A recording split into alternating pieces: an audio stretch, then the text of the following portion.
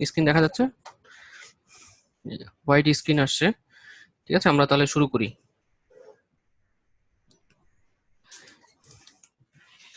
Last ক্লাসে আমরা যেটা দেখেছিলাম এমএস অফিস সম্পর্কে কিছু কথা বলেছিলাম, সেগুলো থেকে আবার শুরু করবো আজকে। আবার সামান্য কিছু সেল রেফারেন্স নিয়ে কাজ করব আজকে। তেমন বেশি কিছু দেখবো না, ঠিক আছে। আর হচ্ছে যে এখানে শামীম সকাল ভাই, আপনার ভিডিওটা একটু অফ করে ফেলবেন, কারণ আপনাকে সবকিছু দেখা যাচ্ছে। হ্যাঁ, আপনার ভিডিওটা বন্ধ করে রাখবেন। ভিডিওটা এটা আমি ক্লোজ করে দিচ্ছি, স্টপ ভিডিও। ওকে।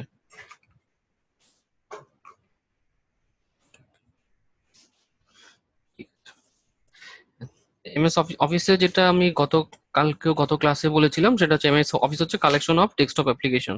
আর ডেস্কটপ অ্যাপ্লিকেশনের মধ্যে কি কি থাকে? Excel, Word, PowerPoint, Access, OneNote, Outlook, Project, MS Visio, Publisher, এরকম অনেকগুলো অ্যাপ্লিকেশনের সমন্বয় হচ্ছে যে এমএস অফিস। এমএস অফিসের মধ্যে যেগুলো হচ্ছে সবচেয়ে পপুলার, সেটা হচ্ছে যে এমএস এক্সেল, ওয়ার্ড এবং পাওয়ার পয়েন্ট। এই তিনটা জিনিস মানে ম্যাক্সিমাম ক্ষেত্রেই প্রয়োজন হয়। এমএস এক্সেসটাও লাগে, এক্সেসটা খুব কম ক্ষেত্রেই লাগে, যখন আপনি লার্জ ডাটা নিয়ে কাজ করবেন তখন এমএস এক্সেস। ঠিক আছে, তো আমি এখানে এমএস এক্সেস এর পরিবর্তে এমএস ওয়ার্ডটা ইউজ করেছি। লাস্ট ক্লাসে দেখেছিলাম যে এমএস এক্সেস। ঠিক আছে, আমি জাস্ট তিনটা নিয়ে এখন কথা বলছি। সেটা হচ্ছে এমএস এক্সেলটা লাগে হচ্ছে যে ডাটা অ্যানালাইসিস এর ক্ষেত্রে, আর ওয়ার্ড প্রসেসিং মানে আপনি কোনো সিভি বা রিজুমি কোনো কিছু তৈরি করবেন, মানে ওয়ার্ড রিলেটেড কোনো কাজ থাকে সেটা আপনি হচ্ছে যে এমএস ওয়ার্ডে করবেন। আর পাওয়ার পয়েন্ট হচ্ছে যে ডাটা প্রেজেন্টেশন। তা মেইন যেটা আপনার মানে প্রয়োজন সেটা হচ্ছে যে এমএস এক্সেল এবং পাওয়ার পয়েন্টটা জানা। যেহেতু আমাদের কোর্স হচ্ছে যে এমএস এক্সেল নিয়ে, আর এক্সেল এ হচ্ছে যে কি কিসের জন্য? ডেটা অ্যানালাইসিস করার জন্য। ওকে, সো ডেটা অ্যানালাইসিস যেহেতু আমি এমএস এক্সেল এ করব, তা এমএস এক্সেল ডেটা অ্যানালাইসিস করার পরে সেটা আমি রিপ্রেজেন্ট করবো কিসে? পাওয়ার পয়েন্টে। পাওয়ার পয়েন্টে আমার কেন করতে হবে? কারণ হচ্ছে যে আপনার কোম্পানির সকল ডাটা তো একসাথে দেখানো সম্ভব না, সেই জন্য ছোট আকারে একটা গ্রাফ তৈরি করব। গ্রাফের মধ্যে সেই ডাটাটা মান্থ ওয়াইজ বা ডেইলি বেসিসে আমরা রিপ্রেজেন্ট করব গ্রাফের থ্রুতে, যার ফলে আপনি খুব সহজেই আরেকজনকে, যে আপনার উপরের লেভেলে মানে আছে, যা যিনি বস বা ম্যানেজার, তাকে যখন রিপ্রেজেন্ট করবেন যে আপনার কোম্পানির কোনো ইনফরমেশন, সেটা আপনি ছোট একটা গ্রাফের থ্রুতেই তাকে আপনি রিপ্রেজেন্ট করবেন। ওকে, কথা কি বোঝা গেল? ও,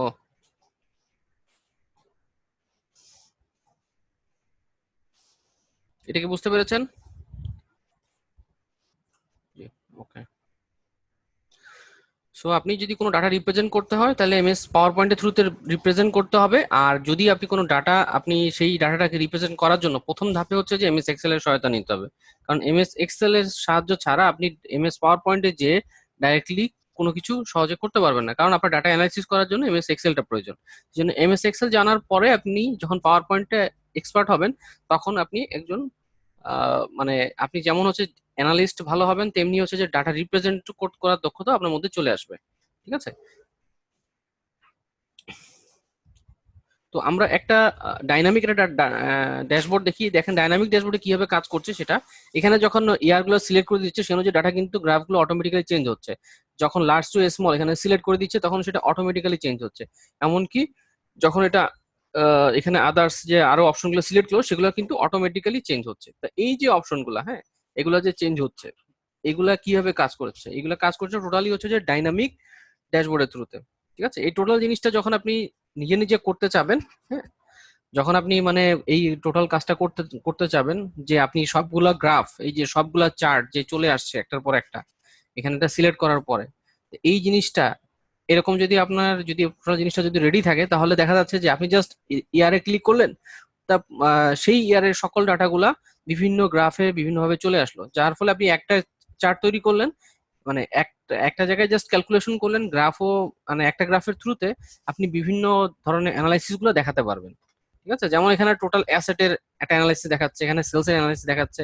এখানে আবার হচ্ছে যে ক্লিক করলে সেই যখন ক্লিক করছে তখন সেই অনুযায়ী সেই ইয়ার ওয়াইজ একটা ডেটা অ্যানালাইসিস এর যেটা গ্রাফ দেখতে পাচ্ছেন। মানে এই জিনিসটা ডাইনামিক করার ফলে যেটা হচ্ছে যে আপনাকে 10-12টা মানে 2018 সালের জন্য আবার অ্যানালাইসিস করে বের করতে হচ্ছে না, আবার 2012 সালের জন্য আবার আপনাকে ডাটা নিয়ে অ্যানালাইসিস করতে হচ্ছে। মানে আপনি জাস্ট ডাটাগুলো একটা জায়গায় রাখলেন, আর একটা জায়গায় ফরম্যাট করে রাখলেন, যে ওই ডাটাগুলো নিয়ে সে এইভাবে সে গ্রাফ তৈরি করবে, জাস্ট আপনি সিলেক্ট করে দিবেন। তো এই ফরম্যাটটা রেডি করতে হয়তো আপনার কিছু সময় লাগবে, একদিন জাস্ট মানে একদিন বা কিছুদিন আপনি কষ্ট করে সেই ফরম্যাটটা রেডি করবেন, রেডি করার পরে জাস্ট পরবর্তীতে ক্লিক করবেন, সেই কাজগুলো সেই ডাটাগুলো অটোমেটিক্যালি চলে আসবে। ঠিক আছে, তো আমরা এই জিনিসগুলা এখানে জাস্ট আমরা যেটা দেখছি যে এখানে ক্লিক করছে ডাটাগুলো চেঞ্জ হয়ে যাচ্ছে, গ্রাফগুলো চেঞ্জ হচ্ছে। ঠিক আছে, এই ডাইনামিক কাজগুলো আমরা ফিউচারে করব যখন আমরা আরো অ্যাডভান্স লেভেলে শিখবো। ঠিক আছে, তো আজকে যেহেতু এমএস এক্সেল এর মানে এই ক্লাসটা মানে গতবারে আমরা গত ক্লাসে আমরা দেখেছি, আজকে আর একটু জিনিসটা ভিজুয়ালাইজ করার জন্য আমি একটু অন্যভাবে দেখালাম, যাতে দেখলে একটু বুঝতে পারেন যে আসলে কিভাবে কাজ করে। ওকে, আজকে এক্সেল ভার্সনের সম্পর্কে আবার কিছুটা কথা বলবো। যদি লাস্ট ক্লাসে কিছুটাও কনফিউশন থেকে থাকে সেটা আজকে ক্লিয়ার হয়ে যায় পুরোপুরি। আমি খুব দ্রুত চলে যাব এই পোর্শনটা। এটা হচ্ছে যে এক্সেল এর ভার্সন আমরা 2003 সাথে আদার ভার্সনের সাথে তুলনা করছি। 2003 হচ্ছে যে রো কলাম সংখ্যা হচ্ছে যে কম, এবং 2007 এবং হচ্ছে 2016 রো কলাম সংখ্যা অনেক বেশি। এখানে নাম্বার দেওয়া আছে 10 লাখের উপরে আপনার হচ্ছে যে রো আছে, এবং কলাম আছে 16,000, হচ্ছে যে 16,000 সামথিং আছে 2007 to 2016, যেটা হচ্ছে 2003 অনেক কম। তারপরে নেস্টিং ফাংশন লাস্ট ক্লাসে আমি বলেছিলাম যে আমি পরবর্তীতে দেখাবো, তো আমি আজকে ক্লাসে আমি সেটা আপনাদের ভিজুয়াল রিপ্রেজেন্টেশনের জন্য আরো ভালো করে দেখানোর চেষ্টা করছি। এই ধরনের একটা বক্স, এই বক্সের মধ্যে যদি আবার সেম টাইপের একটা বক্স আবার দিলেন, আবার আরেকটা দিলেন, ঠিক আছে, তো ওই একই জিনিস যখন বারবার একটার মধ্যে আরেকটা দিলেন, একটার মধ্যে আরেকটা দিলেন, তো ওইটাই হচ্ছে যে নেস্টিং টাইপের আর কি জিনিস। ঠিক আছে, তো নেক্সটিং হচ্ছে যে 2003 7টা করা যায়, আর 2007 to 2016 আপ টু 64টা পর্যন্ত করা যায়। ওকে, লাস্ট ডাটা অবশ্যই সাপোর্ট করে 2007 to 2016, কিন্তু 2003 সাপোর্ট করে না। সেজন্য আপনার যদি ডেটা যদি আপনার 3 বা 4 লাখ হয়, সেটা 2003 আপনি যদি সেভ করেন সেই ডাটাটা 2003 এক্সেল ফাইলের মধ্যে বা এক্সেল শিটের মধ্যে সেভ করেন, তখন কিন্তু শুধুমাত্র যতটা রো এবং যতটা কলাম আছে, হ্যাঁ, সেই রো এবং কলামের উপর বেস করে সেই ডাটা সেভ হবে। কিন্তু সেই কলামে বেশি সংখ্যক যদি লেফট থেকে রাইট সাইডে ডাটা থাকে বা উপর থেকে নিচে, এখানে এখানে টোটাল রো আছে কতটা 65,536টা রো। তার মানে হচ্ছে যে 65,536টা রো মানে কি, 65,536টা রো মানে 65,536টা হচ্ছে যে লেখার জন্য লাইন দেওয়া আছে, আর এখানে দেওয়া আছে 10 লাখ। তার মানে 65,000 লাইনের বেশি আপনি লিখতে পারবেন না। সেজন্য আপনি 1 লাখ ডাটা যদি 65,000 লাইনের মধ্যে সেভ করতে চান, তাহলে সেটা সেভ হবে না, তখন সেই ডাটাগুলো রিমুভ করে দিবে, শুধুমাত্র 65,536টাই রাখবে। ঠিক আছে, সেই জন্য হচ্ছে যে লাস্ট ডাটা সাপোর্ট করে কোনটা, লাস্ট ডাটা সাপোর্ট করে 2007 to 2016। ঠিক আছে, মাঝে মধ্যে এই সমস্যাটা হয়, সেটা আমি গত ক্লাসে বলেছি যে লাস্ট ডাটা আপনি যখন এক্সেল 2003 আপনি যখন সেভ করতে যাবেন, মানে অনেকেরই এরকম থাকে যে ব্যাকডেটেড আপনার এক্সেলটা ইউজ করছে, 2003টা ইউজ করছে, এবং 2003টা যখন আপনার ইউজ করবে, তখন যেটা সমস্যা হবে সেই ভার্সনটা সেই ভার্সনে যখন আপনার ওটা সেভ করবে, দেখা যাচ্ছে আপনি কোন একটা অফিসে, গভর্নমেন্ট বা কোনো অফিসে আপনি এক্সেল একটা ফাইল পাঠালেন, কিন্তু সেটা 2003 ভার্সনে আছে তার কাছে, আপনি পাঠালেন হচ্ছে যে 2007 থেকে কোনো ডাটা, কিন্তু সেই ডাটাটা যখন সে নিবে, যদি সেটা আহ, এক মানে 65,536টার চেয়ে একটা রো যদি বেশি হয়, তাহলে সেই ডাটাটা সে ওখানে পাবে না। সে দেখবে যে সে আপনি পাঠিয়েছেন 1 লাখ, সে পাবে হচ্ছে 65,536টা ডাটা। ওকে, তো এই জিনিস এই ইররটা একটু মনে রাখবেন, কারণ এই সমস্যাটা ফেস করতে হতে পারে, যদিও এখন 2007 বা তার আপার ভার্সন গুলো ইউজ করে, কিন্তু এই 2003 এই সমস্যাটা যারা ইউজ করবে তারা এই সমস্যাটা ফেস করবে। ওকে, আর স্পার্ক লাইন নিয়ে গতকালকে বলেছিলাম যে স্পার্ক লাইন স্পার্ক লাইন হচ্ছে যে ঠিক এরকম একটা জিনিস, যে আপনার এখানে এই যে দেখেন একটা লেফট সাইডে একটা ডাটা আছে এক্সেল সেলের মধ্যে, লেফট সাইডে ডাটা, আর উপর হচ্ছে ফিজিক্স কেমিস্ট্রি ম্যাথ, এগুলোর হচ্ছে মার্কস গুলো দেওয়া আছে। তা এই মার্কস গুলো আপনি যদি একটা গ্রাফ, ডাইরেক্ট একটা গ্রাফ আপনি না তৈরি করে শুধুমাত্র ওই সেলের মধ্যেই জাস্ট আপনি বোঝার সুবিধার্থে সেলের মধ্যেই আপনি একটু গ্রাফ আকারে দেখতে যাচ্ছেন, মানে নর্মালি আপনি যখন একটা সংখ্যা দেখবেন, সংখ্যা দেখলে কিন্তু বোঝা যায় না যে আসলে কোনটা ছোট বড়, মানে খুব ভালোভাবে খেয়াল করলে আপনি দেখতে পাচ্ছেন যে এটা ছোট, এটা 20, এটা বড়, 0 ছোট, -30 ছোট ছোট, মানে এই সংখ্যাগুলো দেখে বুঝতে পারছেন। কিন্তু আপনি যখন একটা ভিজুয়াল কোনো কিছু দেখবেন, মানে জাস্ট ট্রেনটা দেখতে যাচ্ছেন যে আসলে কম বেশি কিরকম ছিল, যে আহ, নীল নেইল নেইল যে পরীক্ষা দিয়েছে তার হচ্ছে যে তার মার্কের মানে ইয়েটা কিরকম, ট্রেনটা কিরকম, সে কিরকম মার্ক পেয়েছে, সেটা যদি ভিজুয়াল এটা দেখতে চান, যে ভিজুয়ালি দেখে অনেক কিছু কিন্তু বোঝা যায়। ঠিক আছে, কারণ আপনি যখন একটা বড় কোম্পানিতে যখন জব করবেন, তখন কিন্তু আপনার ওই মার্কের দিকে কেউ দেখে না, তারা দেখে শুধুমাত্র গ্রাফের দিকে, যে গ্রাফটা আসলে কিভাবে যাচ্ছে ওইটা দেখি তারা অনুমান করতে পারে যে আমার স্কোরটা ভালো না খারাপ। ঠিক এরকম একটা গ্রাফ আপনি জাস্ট চার্ট তৈরি না করে ওই সেলের মধ্যেই একটা লাইন আকারে তৈরি করে দিলেই তারা বুঝতে পারবে। মানে এটা হচ্ছে যে আপনার বোঝার সুবিধার্থে মাঝে মধ্যে আমাদের এইভাবে করতে হয়, সেটা আমরা দেখবো ক্লাসে যখন আমরা বুঝতে পারবো। তারপর হচ্ছে ইনসার্ট স্লাইসার। স্লাইসার এর যে অপশনটা, এটা হচ্ছে 2007 কিছু ভার্সনে আছে, বা 2007 পরবর্তী সকল ভার্সনেই স্লাইসার অপশনটা আছে। স্লাইসার অপশনটা হচ্ছে যে আপনি যখন পিভট টেবিল করবেন বা হচ্ছে যখন ফিল্টারের অপশনটা যখন আপনি অ্যাক্টিভেট করবেন, তখন এই স্লাইসার অপশনটা দিবে। হ্যাঁ, স্লাইসারের অপশনের থ্রুতে আপনি কি করতে পারবেন, যে আপনি ফিল্টারিং অপশনটা একটু ডাইনামিক্যালি করতে পারবেন, একটা সুন্দর বাটনের থ্রুতে আপনি সেই ফিল্টারিং গুলো করতে পারবেন। তার স্লাইসারে আরো কিছু সুবিধা আছে, তো সেগুলো আমরা যখন ক্লাস হবে তখন আমরা দেখবো। ঠিক আছে, স্লাইসারটা দেখতে ঠিক এই যে এরকম, এই যে এখানে যে এই যে লেফট সাইডে যেটা দেখা যাচ্ছে এটার মতন। এতদূর পর্যন্ত ক্লিয়ার? এটা লাস্ট ক্লাসে দেখিয়েছিলাম, কোনো সমস্যা থাকলে বলতে পারেন। এখন ক্লিয়ার হলে ক্লিয়ার লিখবেন একটু।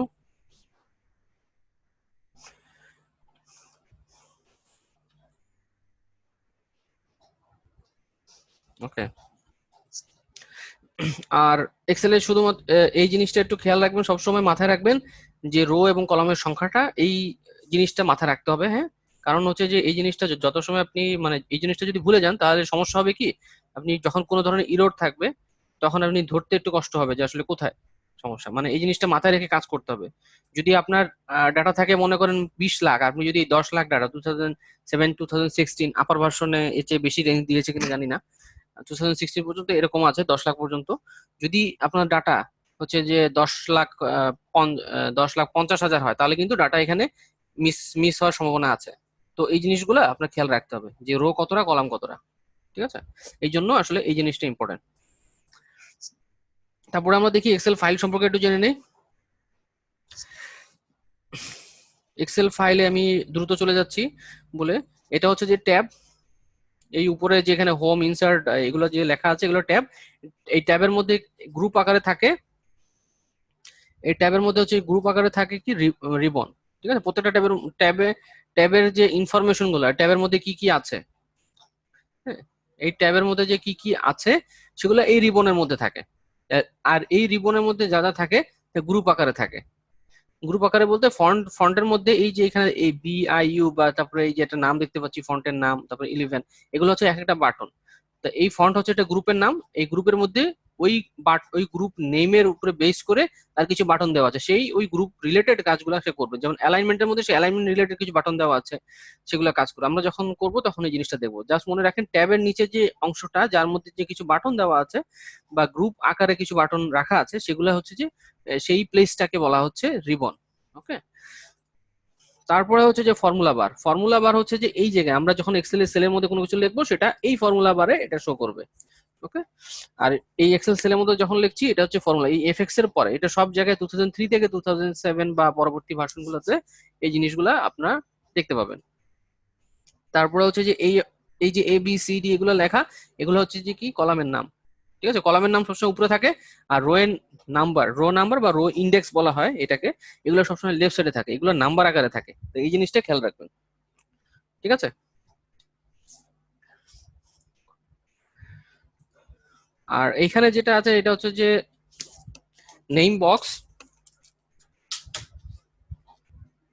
এখানে যেটা আছে নেম বক্স, নেম বক্সে হচ্ছে যে আমরা জানি যে কোনো সেলের অ্যাড্রেস থাকে, বা এটাকে বলা হয় সেল অ্যাড্রেস।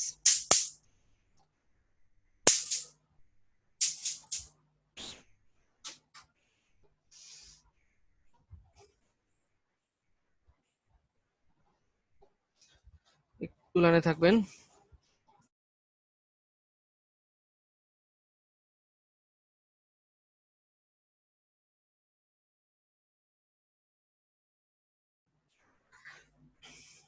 আর এখানে যে আম- আহ, এখানে যে আমরা দেখতে পাচ্ছি যে এটা গ্রিন আকারে একটা সেল সিলেক্টেড হয়ে আছে। যখন আমরা কোনো সেল সিলেক্ট করি নর্মালি হচ্ছে যে এটা গ্রিন কালারে থাকে নর্মালি বাই ডিফল্ট, বা অন্য কালারও কারো যদি থেকে থাকে তাহলে এরকম দেখবেন যে আমি একটা এক্সেল ফাইলে যাই,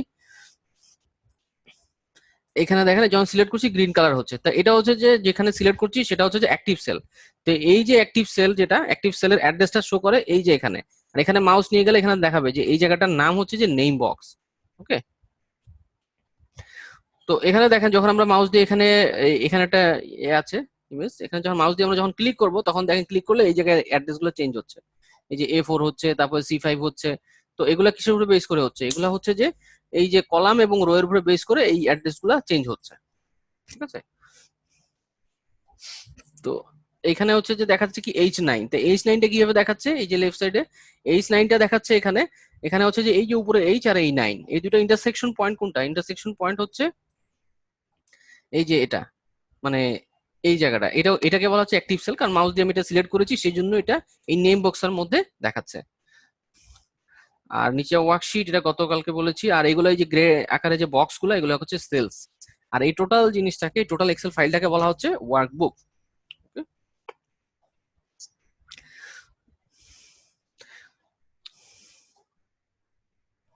নেক্সট আমরা আজকে দেখবো এক্সেলের কিছু বেসিক আইডিয়া।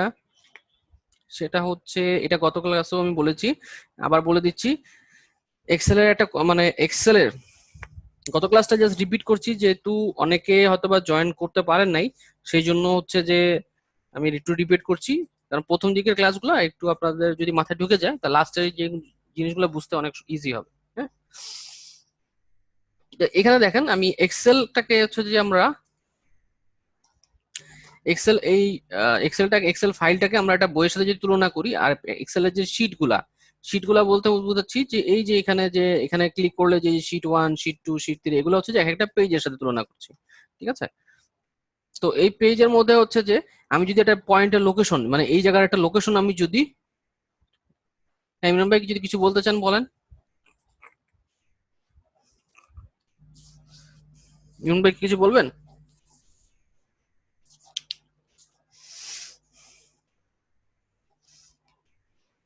হ্যালো।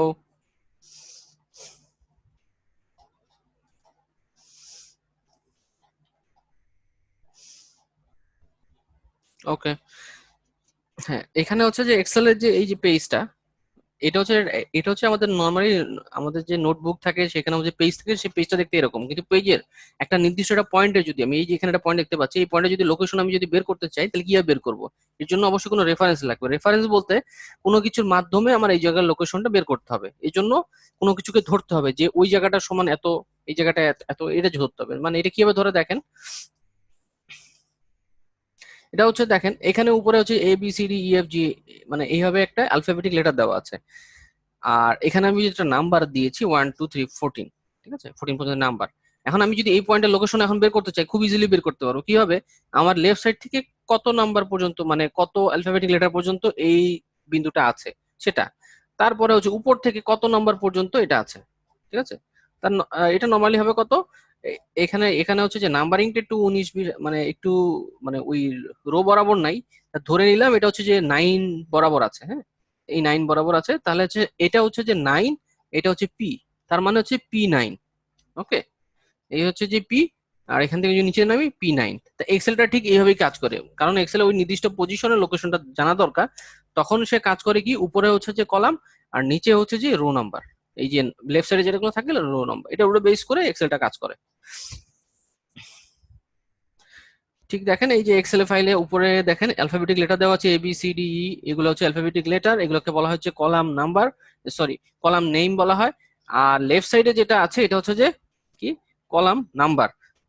রো এবং কলাম নাম্বার উপরে ইন্টারসেকশন যে পয়েন্ট, সেই পয়েন্টটা হচ্ছে আমরা যখন মাউস দিয়ে কোনো জায়গায় সিলেক্ট করি তখন সে কাজ করে কি হবে, রো এবং কলামটাকে সে সিলেক্ট করে তার যে ইন্টারসেকশন পয়েন্টটা, সেটাই হচ্ছে সেল অ্যাড্রেস। এবং অ্যাড্রেসটা কেন লাগবে? কারণ হচ্ছে আমরা কোনো কারো বাসায় যদি আমরা আপনাকে যেতে বলি, আপনাকে যদি অ্যাড্রেস না দিই তাহলে সেখানে আপনি যেতে পারবেন না। সেই জন্য এক্সেলে ওই জায়গার লোকেশনটা জানার জন্য অবশ্যই আপনাকে ওই সেলের অ্যাড্রেসটা জানা প্রয়োজন। ঠিক আছে, এ পর্যন্ত ক্লিয়ার তো সবার?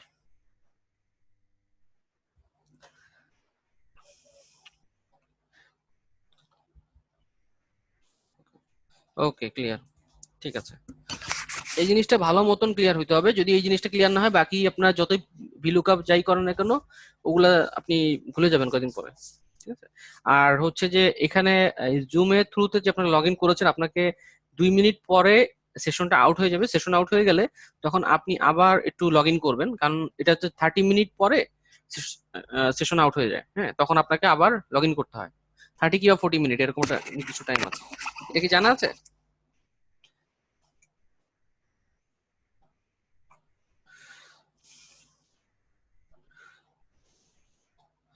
ঠিক আছে, আমাদের হচ্ছে 2 মিনিট, হ্যাঁ 40 মিনিট। 40 মিনিট পরে আবার লগ ইন করবেন ওই সেম লিঙ্কে। ওকে।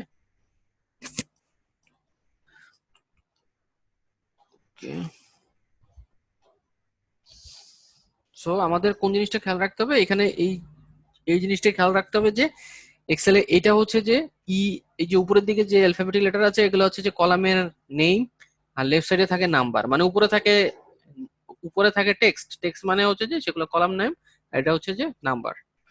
আর এই দুইটা ইন্টারসেকশন পয়েন্ট হচ্ছে যেটা সেলের অ্যাড্রেস, সেলের অ্যাড্রেসটা আসলে এইভাবেই ক্যালকুলেট হয়। নেক্সট আমরা যেটা দেখবো এক্সেল এর সেল রেফারেন্স। সেল রেফারেন্সটা কি জিনিস, সেটা আসলে কেন ইম্পর্টেন্ট সেটা কি বলে নি। সেল রেফারেন্সটা কি? সেল রেফারেন্স হচ্ছে যে আপনি যে এই যে বললাম যে আপনার কোনো জায়গায় যেতে গেলে তার সেলের অ্যাড্রেসটা আপনার জানার দরকার, তা আপনি সেখানে গেলেন। মাঝে মধ্যে এরকম হয় না যে কেউ কাউকে রেফার করে দেয় যে আমার থ্রুতে সে গেছে, তাকে একটু এক্সট্রা প্রায়োরিটি দেন। মানে রেফার মানে হচ্ছে যে আরেকজনকে, সে ওইখানে না যেয়ে আরেকজনকে রেফার করে দেওয়া, এটা কি বলা হচ্ছে যে সেল রেফারেন্সিং। তার এই রেফারেন্সটা বিভিন্ন ভাবে হয়। যেমন হচ্ছে যে আমি এখানে লিখলাম 5, এখন আমি এই যে এই জায়গায় যে এটা কত, যে এটা হচ্ছে যে J6, এই যে এখানে দেখাচ্ছে এই সেলের অ্যাড্রেস।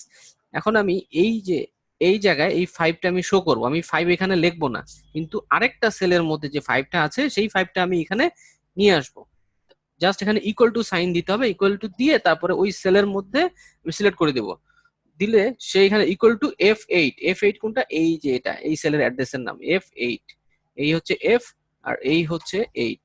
ঠিক আছে, F8 ইকুয়াল টু F8 মানে সে বুঝতে পারছে যে এই সেলটা, এই সেলের অ্যাড্রেসটা এখানে নিয়ে আসছে, কিন্তু অ্যাকচুয়ালি এই ভ্যালুটা এখানে আছে। সো সো এই সেল রেফার করছে কাকে, এই সেলকে, এই সেলের ভ্যালুকে। ওকে, এই জিনিসটা ক্লিয়ার? একটু পরে সেশন আউট হয়ে যাবে, 1 মিনিট আছে আর। সেল রেফারেন্সের এটা ক্লিয়ার? এটা হচ্ছে ছোট একটা সংক্ষিপ্ত বিবরণী আসলে সেল রেফারেন্সটা কি।